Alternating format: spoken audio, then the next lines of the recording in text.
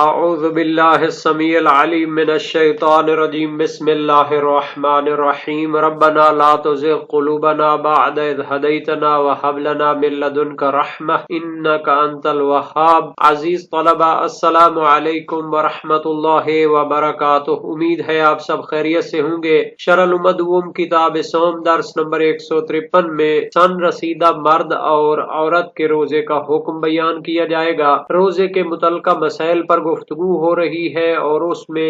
نہایت سن رسیدہ مرد اور عورت یعنی بوڑھے اور بوڑھی عورت کے روزے کے متعلق گفتگو ہونے والی ہے۔ اس بحث میں شہید اول کے نظریہ فقہی کا بیان کیا جائے گا، شہید اول کا بھی نظریہ، اس کی وضاحت کی جائے گی، متعلقہ دافع دخل اور اشکال مقدر کی تحقیق پیش کی جائے گی، متعلقہ فروعات اور مسائل کا تذکرہ بھی ہوگا اور شہید ثانی کا نقد و نظر اور عبارت کی تشریح بھی پیش کی جائے گی۔ تو چھٹا مسئلہ یہ ہے کہ اگر کوئی سن رسیدہ مرد اور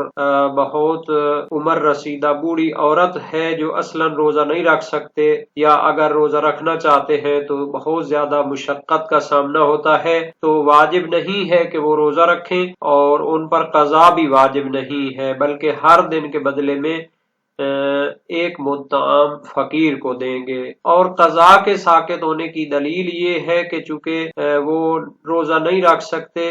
اس وجہ سے ان پر قضا بھی نہیں ہوگی۔ شارح فرماتے ہیں یہ حکم غالب حالات میں سن رسیدہ مرد اور عورت کے لیے ہوتا ہے کہ غالباً وہ یا بہت زیادہ عمر رسیدہ ہو جاتے ہیں تو روزہ رکھنے سے عاجز ہو جاتے ہیں، اور ان کا پھر جسمانی جو اعضاء ہوتے ہیں وہ اس کو برداشت نہیں کر سکتے چونکہ وہ بہت زیادہ کمزور ہو جاتے ہیں، تو ان کا پھر بعد میں قادر ہو جانا روزے کے لیے یہ بہت نادر ہوتا ہے۔ ہاں اگر فرض کریں کہ بعد میں ان کو قضا رکھنے کی قدرت پیدا ہو جائے تو پھر وہ قضا کر لیں گے۔ یہ صورت اس صورت میں تو قضا کے علاوہ فدیہ ہوگا یا نہیں ہوگا؟ شہید اول نے اپنی کتاب دروس میں یقین کے ساتھ کہا ہے کہ فدیہ بھی وہ دیں گے۔ تو یہ شہید اول کا نظریہ ہے، اور اس کے بعد شہید ثانی کا نظریہ بھی آنے والا ہے۔ پہلے اس عبارت کو دیکھ لیتے ہیں۔ فرمایا السادسۃ الشیخان ذکرا وانثی اذا عجزا عن الصوم اصلا او مع مشقۃ شدیدۃ فضیا عن کل یوم بمد ولا قضاء علیہما لتعذرہ۔ روزہ کے متعلقہ مسائل میں سے چھٹا مسئلہ ہے وہ عمر رسیدہ اور بہت زیادہ عمر والے بوڑھے اور بوڑھی عورت کے بارے میں۔ اذا عجزا عن الصوم اصلا، جب وہ روزے سے بالکل عاجز ہو جائیں اور ان کی طاقت میں نہ رہے روزہ رکھنا، او مع مشقۃ شدیدۃ، یا پھر اتنا زیادہ کمزور ہو جائیں کہ اگر روزہ رکھتے ہیں تو بہت زیادہ مشقت اور مشکل کا سامنا کرنا پڑتا ہے، تو ان کا حکم کیا ہے فدیہ عن کل یوم بمد، کہ وہ دونوں یعنی بوڑھا مرد اور بوڑھی عورت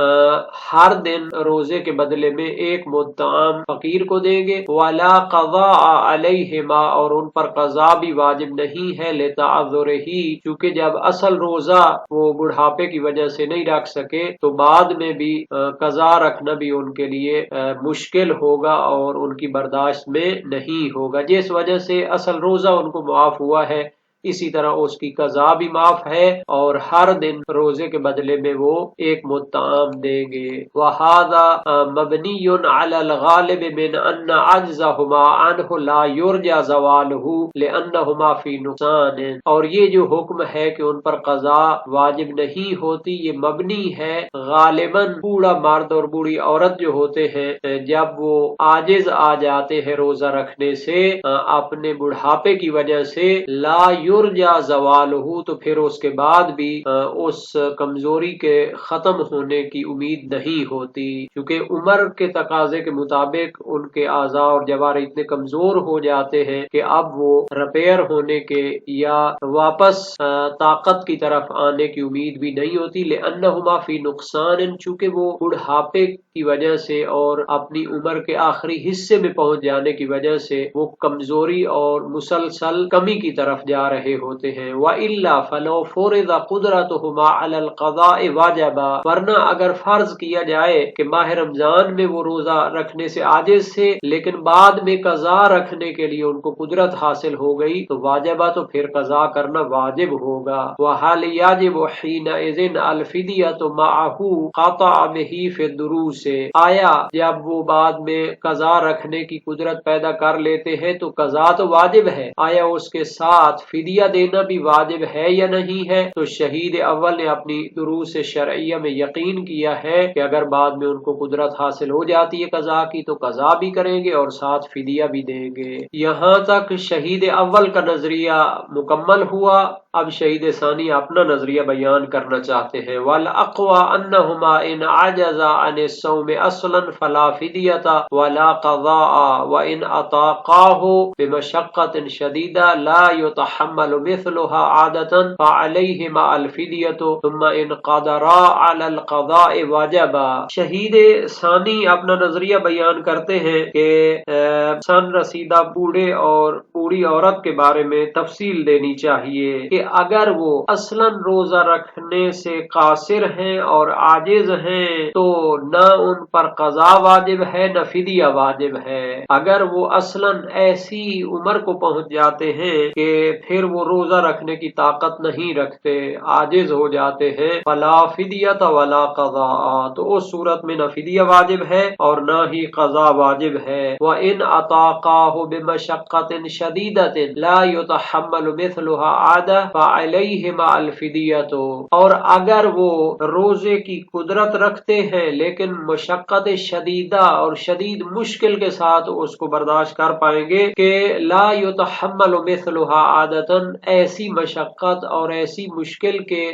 عادتاً اور معمولاً ایسی مشقت برداشت نہیں ہو سکتی، فَعَلَيْهِمَا الْفِدْيَةُ، اس صورت میں ان پر فدیہ واجب ہے اور ادا اور قضا روزے کی ساقط ہے۔ ثم ان قدر علی القضاء وجب، پھر اگر بعد میں ان کو قضا رکھنے کی قدرت پیدا ہو جائے تو پھر ان پر قضا رکھنا واجب ہوگا۔ تو شہید ثانی نے جو تفصیل دی ہے وہ تین شکیں اس میں بن گئی۔ اگر اصلا روزہ رکھنے کی طاقت نہیں رکھتے تو نہ فدیہ واجب ہے نہ قضا واجب ہے، لیکن اگر وہ روزہ رکھ سکتے ہیں لیکن مشقت شدیدہ کے ساتھ کہ جو اکثر برداشت نہیں ہو سکتی تو فقط فدیہ واجب ہے، اور اگر بعد میں قضا رکھنے پر قدرت حاصل ہو جائے تو قضا بھی واجب ہوگی۔ تو یہ شہید ثانی کا نظریہ ہے۔ شہید ثانی بحث کو مزید دقت دیتے ہوئے فرماتے ہیں وَالْأَجْوَدُ حِينَئِذٍ مَا اخْتَارَهُ فِي الدُّرُوسِ مِنْ وَجُوبِهَا مَعَهُ لِأَنَّهَا وَجَبَتْ بِالْإِفْطَارِ أَوَّلًا بِالنَّصِّ الصَّحِيحِ وَالْقَضَاءُ وَجَبَ بِتَجَدُّدِ القدرہ، والأصل بقاء الفدیہ لامکان الجمع ولجواز ان تکون عوضا عن الافطار لا بدلا عن القضاء۔ یہ اصل میں دافع دخل ہے اور اشکال مقدر کا جواب ہے۔ اگر کوئی کہے کہ فدیہ تو قضا کے بدلے میں ہوتا ہے تو جب قضا روزے کی وہ انجام نہیں دے سکتا تو فدیہ واجب ہوتا ہے، اس آخری صورت میں کہ جب بعد میں وہ قضا پر قدرت حاصل کر لیتا ہے تو پھر فدیے کا کوئی مقام باقی نہیں رہتا، کیونکہ بدل اور مبدل دونوں جمع نہیں ہو سکتے۔ تو شہید ثانی فرماتے ہیں ہم قبول نہیں کرتے کہ فدیہ جو پہلے واجب ہوا ہے وہ قضا کے بدلے میں ہے، بلکہ احتمال ہے کہ وہ اصل روزے کو افطار کرنے کے جواز کے لیے واجب ہوا ہو، نہ کہ قضا کے بدلے میں ہو۔ تو جب بعد میں قضا رکھنے کی قدرت پیدا ہو جائے گی تو فدیہ اپنی جگہ موجود رہے گا اور ساقط نہیں ہوگا، تو یہاں پر بدل اور مبدل کو جمع کرنا لازم نہیں آتا، چونکہ فدیہ وہ اصل روزے کو افطار کرنے کے لیے تھا۔ وَالْأَجْوَدُ حِينَئِذٍ مَا اخْتَارَهُ فِي الدُّرُوسِ مِنْ وُجُوبِهَا مَعَهُ، اگر روزہ رکھنے کی اس میں طاقت مشقت کے ساتھ تھی تو فرمایا کہ وہ فدیہ دے گا۔ اگر بعد میں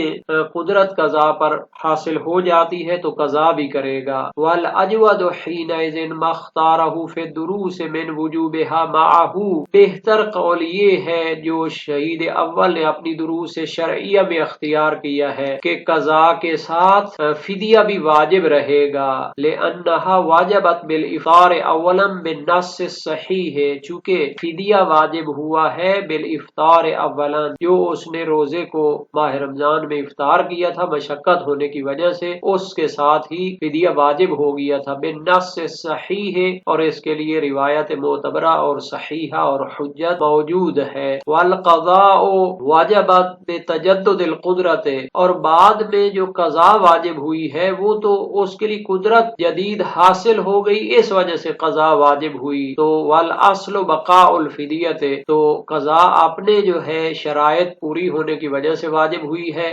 اور فدیہ پہلے ماہ رمضان میں روزہ افطار کرنے کے لیے اس کو واجب ہوا تھا، تو دونوں اپنی جگہ واجب رہیں گی۔ والاصل بقاء الفدیت، اصل یہ ہے کہ فدیہ بھی باقی رہے گا، لامکان الجمع، چونکہ دونوں کو جمع کرنا ممکن ہے۔ یہ نہیں ہے کہ اگر فدیہ قضا کے بدلے میں ہوتا تو بدل اور مبدل منہ کا جمع ہونا لازم آتا، عوض اور معوض کا جمع ہونا لازم آتا، لیکن شہید ثانی فرماتے ہیں ممکن ہے کہ یہ جو فدیہ ہے وہ افطار کے بدلے میں ہو، والے جواز ان تکون عوضا عن الافطار لا بدلا عن القضاء، ممکن ہے کہ فدیہ عوض ہو اور بدل ہو ماہ رمضان میں جو روزہ اس نے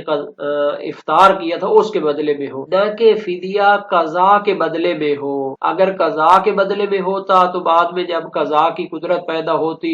تو لازم آتا کہ عوض اور معوض، بدل اور مبدل دونوں جمع ہو رہے ہیں، لیکن جب ہم کہتے ہیں کہ فدیہ تو ماہ رمضان میں مشقت کی وجہ سے روزے کو افطار کرنے کے لیے لازم ہوتا ہے تو اس کا سبب علیحدہ ہے اور قضا کا سبب علیحدہ ہے، اس وجہ سے بدل اور مبدل منہ کا جمع ہونا لازم نہیں آتا۔ نہایت ہی اہم مسئلہ تھا، اور شہید اول اور شہید ثانی کے نظریات میں قدر اختلاف بھی پایا جاتا تھا، بیان ہو گیا۔ اب ہم دیکھتے ہیں کہ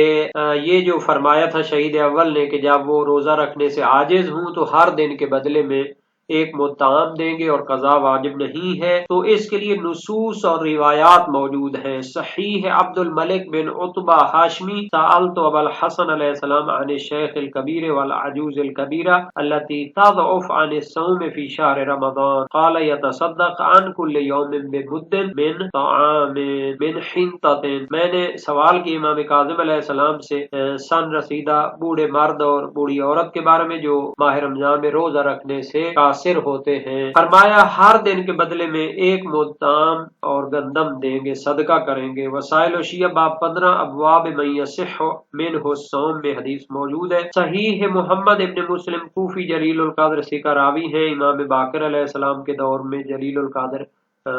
فقیہ اور مجتہد تھے اور اصحاب اجماع میں سے ہیں۔ امام باقر علیہ السلام سے روایت کی الشیخ الکبیر والذی بہ العطاش لا حرج علیہما ان یفطر فی شہر رمضان ویتصدق کل واحد فی کل یوم بمد من طعام ولا قضاء علیہما فان لم یقدر فلا شیء علیہما، بوڑھا مرد اور جس کو پیاس کی مرض ہو ان پر حرج نہیں ہے کہ وہ ماہ رمضان کا روزہ افطار کریں اور ہر دن کے بدلے میں ایک مطعم دے، اور قضا بھی واجب نہیں ہے، بس اگر اس پر قادر نہ ہو تو کچھ بھی واجب نہیں ہے۔ یہ بھی وسائل الشیعہ باب 15 ابواب من یصح عن الصوم میں ہے۔ شیخ مفید علیہ رحمہ اور سید مرتضی علیہ رحمہ فرماتے ہیں اگر وہ روزے سے عاجز ہوں تو فدیہ ساقط ہے جیسا روزہ بھی ساقط ہوتا ہے، اور اگر وہ مشقت شدیدہ کے ساتھ اس کی طاقت رکھتے ہوں تو فدیہ واجب ہے۔ علامہ حلی نے اور شہید ثانی نے بھی مسالک الافہام فی شرح الاسلام اور روضہ بہیہ یعنی اسی شرح الامہ میں اس نظریے کو اختیار کیا ہے، اور روایات جو متقدمہ ہیں اپنے اطلاق کے ساتھ ان کے خلاف حجت ہیں، یعنی شہید اول کا نظریہ روایات سے ثابت ہوتا ہے۔ ہاں ان کی تفصیل کے لیے استدلال کیا گیا ہے اس آیت سے، آیت ہے وَعَلَى الَّذِينَ يُطِيقُونَهُ فِدْيَةُ طَعَامِ مِسْكِينٍ، کہ جو لوگ مشقت کے ساتھ اس کی طاقت رکھتے ہیں تو انہیں فدیہ دینا چاہیے چاہیے ایک مسکین کو کھانا کھلانے کے لیے۔ سورہ بقرہ 184 نمبر۔ اس کا مفہوم یہ ہے کہ فدیہ ساقط ہوگا جو لوگ اصلاً روزے کی طاقت ہی نہیں رکھتے، اور یہ استدلال اچھا ہے اگر روایات میں اطلاق نہ ہوتا، اور صریح روایات یہ ہے کہ ان پر ہر روزے کے بدلے میں ایک مد طعام ہے، اور شیخ طوسی کی نہایت سے منقول ہے کہ وہ ہر روزے کے بدلے میں 2 مد طعام صدقہ دے، اور اگر ممکن نہ ہو تو پھر 1 مد طعام کافی ہے۔ ان کی دلیل محمد بن مسلم سقفی کی روایت ہے امام صادق علیہ السلام سے، وَيَتَصَدَّقُ كُلُّ وَاحِدٍ مِّنْهُمَا فِي كُلِّ يَوْمٍ بِمُدَّيْنِ مِن طَعَامٍ، کہ ان میں سے ہر ایک ہر دن کے بدلے میں 2 مد طعام دے گا۔ یہ وسائل الشیعہ باب 15 ابواب من یصح منہ الصوم۔ لیکن اس روایت سے مراد استحباب لیا گیا، روایات کے درمیان جمع بندی کرنے کے لیے۔ بہرحال اگر تو قضا ان کے لیے مشکل ہو، جیسے اصل روزہ رکھنا مشکل تھا، تو پھر تو قضا واجب نہیں ہوگی، لیکن اگر بعد میں ان کے لیے قدرت پیدا ہو جائے قضا کے لیے تو قضا واجب ہے، جیسا کہ مشہور نظریہ ہے، اور اس کے لیے قضاء الفائتہ کے عموم سے استدلال کیا جاتا ہے، یعنی جو چیزیں رہ جاتی ہیں تو بعد میں ان کی قضا کی دلیلیں عام ہیں۔ اور ایک جماعت جن میں سید المدارک بھی ہیں، اور محقق ہلی نافع میں بھی ہیں، اور ابن ادریس ہلی بھی ہیں، اور سید ریاض المسائل بھی ہیں، وہ کہتے قضا واجب نہیں ہے چونکہ سابقہ اخبار مطلق ہیں۔ تو بہرحال یہ اختلاف نظر اپنی جگہ پایا جاتا ہے، اس کی دلیلیں اور اس کے جو ہے قائلین بیان ہو چکے ہیں۔ اور یہ احادیث وسائل الشیعہ ترجمہ اردو جو ہے جلد ہفتم صفحہ 138 میں موجود ہے، باب 15 میں۔ بہت بوڑھے مرد اور بوڑھی عورت اور جسے بہت پیاس لگتی اور روزہ کا وجوب ساقط ہے جبکہ رکھنے سے عاجز ہوں، ہاں البتہ ان پر روزہ کے عوض 1 مد طعام صدقہ دینا واجب ہے، اور مستحب ہے کہ 2 مد ہوں، اور اگر ان کا یہ عذر مستمر رہے تو ان پر قضا واجب نہیں ہے، ہاں البتہ ولی کے لیے قضا کرنا مستحب ہے۔ اس باب میں کل 12 حدیثیں ہیں، جن میں سے ایک مقرر کو چھوڑ کر باقی 11 کا ترجمہ پیش کیا گیا ہے۔ محمد بن مسلم سقفی کی روایت ہے، دوسری روایت ہے، اور تیسری بھی انہی کی روایت ہے۔ عبد الملک بن عقبہ ہاشمی کی بھی روایت ہے، عبداللہ بن سنان وزیر مشیر کی روایت ہے، اور مرسل ابن بکیر اور تفسیر عیاشی سے ابو بصیر کی روایت، رفاع کی روایت، ابراہیم بن ابو زیاد کرخی کی روایت اور ابو بصیر کی روایات موجود ہیں۔